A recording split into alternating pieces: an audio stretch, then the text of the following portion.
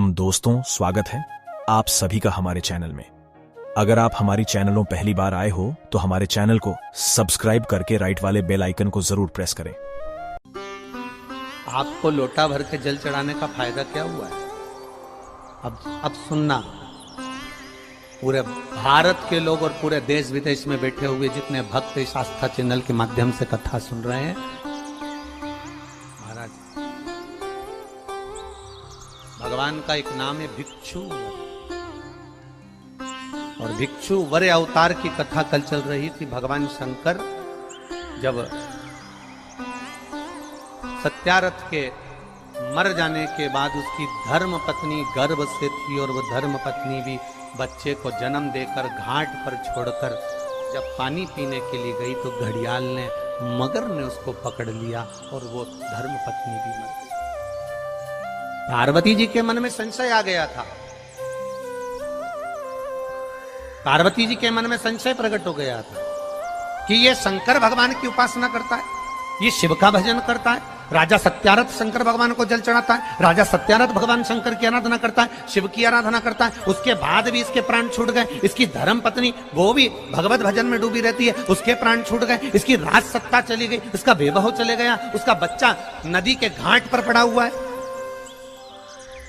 शिवजी के सामने प्रश्न का अंबार था, भगवान शंकर के सामने ढेर प्रश्न थे।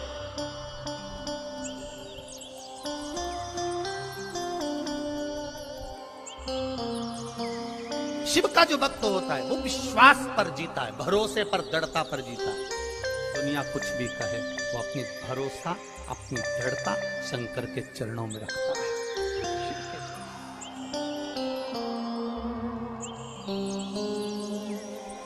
पार्वती, तुमने राजा सत्यारथ का जीवन देखा है, तुमने राजा सत्यारथ के लिए, तुम कह रही हो कि राजा सत्यारथ पूजन करता था, पाठ करता था, अर्चना करता था, शंकर को जल चढ़ाता था, शिवालय जाता था, और उसकी धर्म पत्नी भी जल चढ़ाती थी, शिवालय जाती थी। उसका बच्चा पड़ा हुआ है, उसका पूरा वैभव चले गया। शंकर की आराधना करने वाले को इतना कष्ट होगा, शिव की आराधना करने वाले को इतना दर्द होगा, शंकर की आराधना करने वाले को इतना दुख होगा। ये तो होना नहीं चाहिए। ये दुख कैसे आया?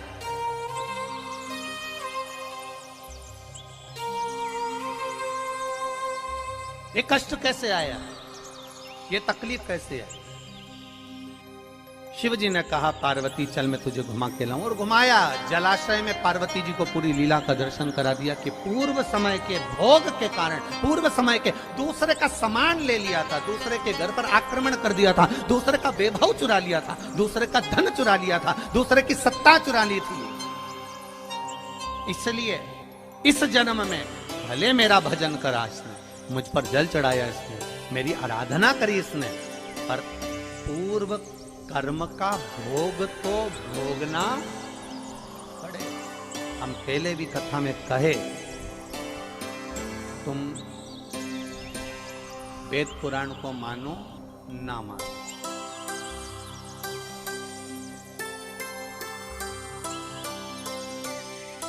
तुम धर्म शास्त्र को मानो ना मानो,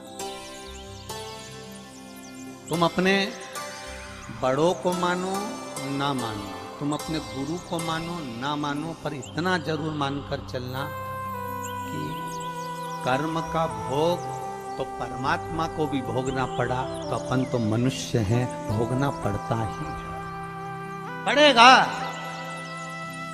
कोई तुमसे कह दे मेरे पास आकर बैठ जा, मैं दुख नहीं आने दूंगा। कोई तुमसे आकर कह दे कि मेरे पास आकर बैठ जा, मैं ऐसा काम कर दूंगा कि तुम्हारे जीवन में दुख नहीं आएगा, तकलीफ नहीं आएगी, कष्ट नहीं आएगा, तो समझ लेना कि ये बेवकूफ बना।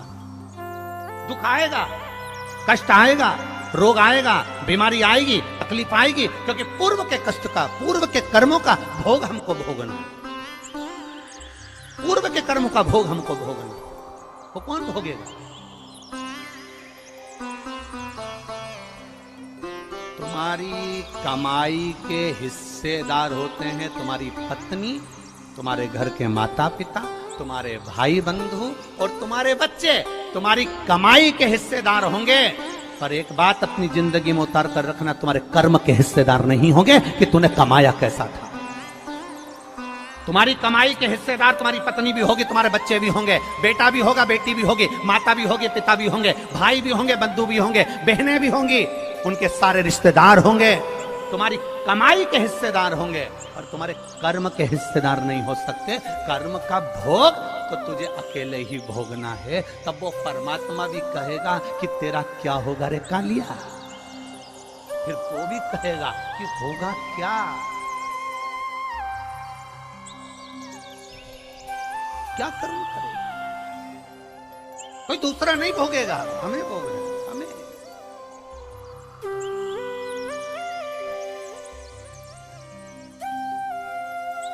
महाराज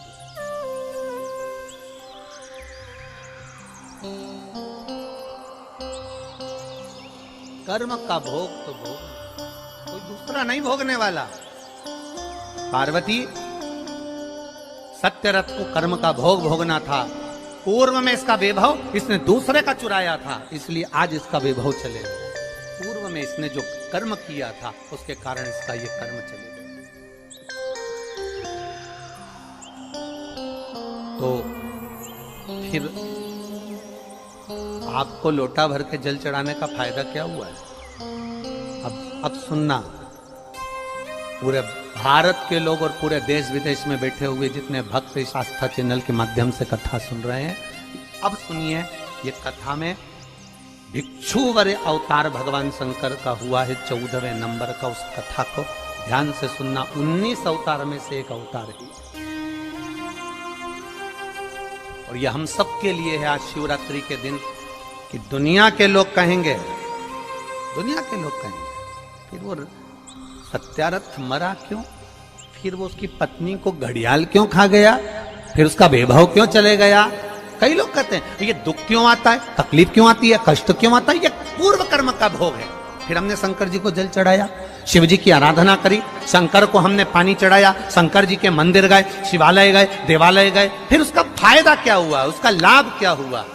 तो फिर शंकर भगवान ने पार्वती जी से कहा, अब उसका जल चढ़ाने का लाभ तुम देखो पार्वती, तुम देखिए। देवराज नाम का चोर ब्राह्मण था, ब्राह्मण कुल में जन्मा था, पर चोरी कर कर धन लाया, चोरी करेगा। भगवान ने जितना बड़ा पेट दिया है ना, 1 बीता का दिया तो 1 बीता का, 2 बीता का दिया तो 2 बीता का, जितना बड़ा पेट दिया है भगवान ने उसको पेट भरने के, पेट दिया तो पेट भरने के लिए भगवान ने उसको भोजन भी दिया। ये पेट भरने की जवाबदारी तो मेरे भोलेनाथ की है, पर पेटी भरने की जवाबदारी मेरे भोलेनाथ की नहीं है।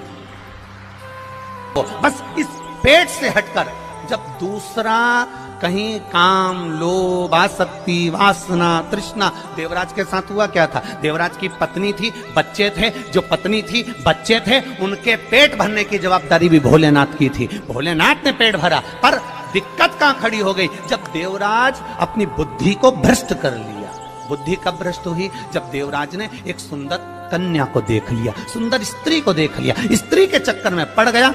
स्त्री ने कहा मुझे सुंदर सोने का हार ला कर दो, उसने हार ला कर दिया। मुझे सुंदर ये सामान ला कर दो, उसने ला कर दिया। अब उसके पास जितना धन था उसने खर्च कर दिया, अब कहां से लाएगा? तो उसने फिर चोरी करना प्रारंभ करा। जब अति होने लगती है, जब किसी चीज की जरूरत ज्यादा पड़ने लगती है, तब वो चोरी करना प्रारंभ कर। जल चढ़ाने का फल क्या है? शिव जी ने कहा देवराज की कथा याद रखो, शंकर जी के मंदिर में चोरी कर का धन लेकर गया, वापिस लौट कर आया, आने के बाद बेलपत्री के वृक्ष के नीचे बैठा था और स्वास्थ्य खराब हुआ, शरीर में ताप पड़ा, बीमारी हो गई, रोग हो गया, मर गया।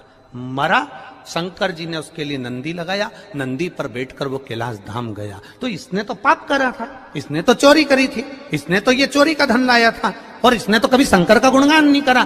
फिर मरकर इसको कैलाश धाम कैसे मिल गया? तो देवराज ने भी ये प्रश्न किया। तो भगवान शंकर नंदी पकड़कर जब चल रहे थे तो नंदी जी बोल दिए, सुन देवराज, ये तेरा पुण्य नहीं है, ये तेरा पुण्य नहीं है देवराज, जो तुझे मिल रहा है कैलाश धाम, ये पुण्य है तेरी बूढ़ी माँ का, जो रोज शंकर के मंदिर जाती थी, लोटा भर के जल चढ़ाती थी, उसका पुण्य बेटे के हिस्से में आ गया। मत्स्य दत्त क्यों चला गया? उसकी पत्नी क्यों चली गई? शंकर भगवान ने कहा यह कर्म का भोग था, कर्म का भोग, कर्म का भोग था। महाराज फिर लोटा भर जल चढ़ाने का फल क्या मिला इस सत्यरथ को?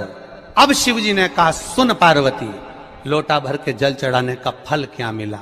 उसका फल ये है, अगर ये नारी गर्भ से होती, पानी पीने जाती और घड़ियाल इसको मार देता तो इसके घर में दिया जलाने वाला भी नहीं बचता, इसका पूरा वंश मिट जाता। इसके बच्चे का जन्म पहले करवाया, बच्चे का जन्म पहले करवाकर घाट पर सुलवाया।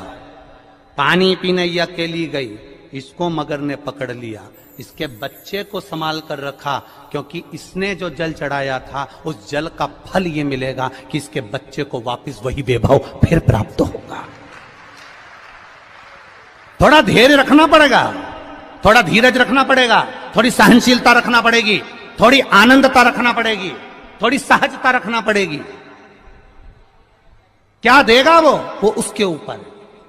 आपका चढ़ाया हुआ एक लोटा जल क्या फल देता है, आपका चढ़ाया हुआ एक लोटा जल आपको क्या प्रदान करता है, ये आपको मालूम पड़ेगा कि आपने जो लोटा भर के जल चढ़ाया था उसका फल क्या मिला है, उसका आनंद क्या मिला है, उसका सुख क्या मिला है। शिव की कथा कर पार्वती, अभी तुमने देखा कि सत्यारथ चले गया, अभी तुमने देखा कि उसकी धर्मपत्नी चली गई, अभी तुमने देखा कि उसका सारा वैभव चले गया। अब तुम पूछ रही हो कि शंकर भगवान को जल चढ़ाने का फल क्या है। अब मैं वो फल का दर्शन तुम्हें करा रहा हूं।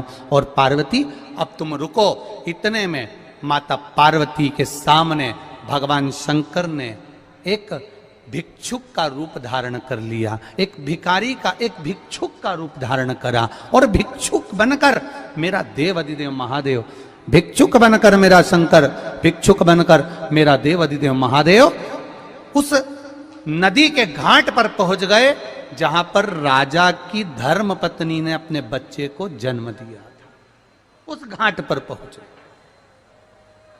अब देखिएगा जरा एक लोटा जल का महत्व। इसलिए कहते हैं सारी समस्या का हल, सारी समस्या का हल एक लोटा जल का महत्व। देखिए धर्म पत्नी ने बच्चे को जन्म दिया था, उस बच्चे को भगवान शंकर भिक्षुक बनकर, एक भिखारी का, एक भिक्षुक का रूप धारण कर कर उस बच्चे को गोदी में उठा लिए। एक नारी दूसरे घाट पर कपड़े धो रही थी, शिवजी उस बच्चे को लेकर उस नारी के पास पहुंच गए। अब एक लोटे जल का महत्व देख लीजिए।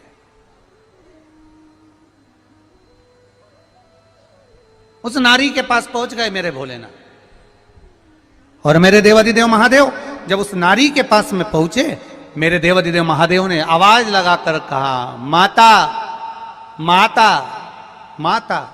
इतने में कपड़े धो रही हुई उस नारी, कपड़े धो रही उस नारी ने जैसे ही आवाज सुनी, वस्त्र का जल धोते ही नदी के अंदर जो कपड़ा था उसने देखा, देखते से ही वो जल मेरे महादेव के ऊपर जाकर पड़ गया।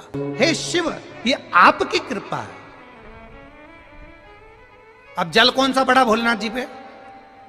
जल कौन सा पड़ा था?